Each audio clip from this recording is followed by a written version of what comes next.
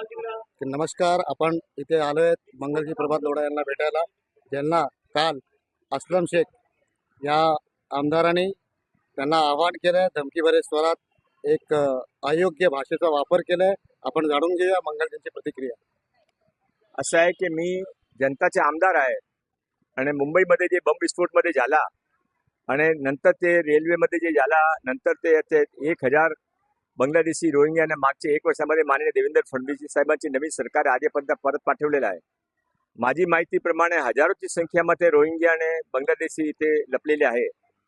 आता कालेज गिरगावमध्ये 7 फेरीवाल्यांना पकडले. पोलिसने त्यांचे आधार कार्ड मागितला.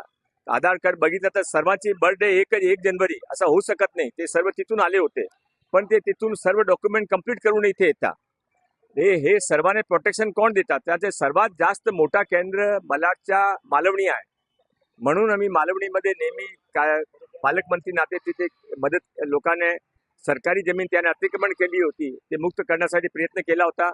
आता मागच्या 1 महिन्यापूर्वी तिथे 10,000 मीटर कलेक्टरने माझ्या पत्रावर माझे फॉलोअपर आणि तिथे स्थानिक कार्यकर्ता ब्रजेशसिंगजी, तेंद्रसिंगजी, तवाना हे सर्व कार्यकर्ता तिथे ॲक्टिव्ह होते.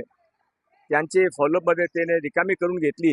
तर ते जे लोक होते बांगलादेशी रोहिंग्या बाहेरचे घुसपेट, ते सर्वांनी यावेळी असलम शेखकडे आले. त्याने सांगितलं आम्ही तुम्हाला वोट देतो, तुमचं समर्थन करतो, तर तुम्ही वाचवा.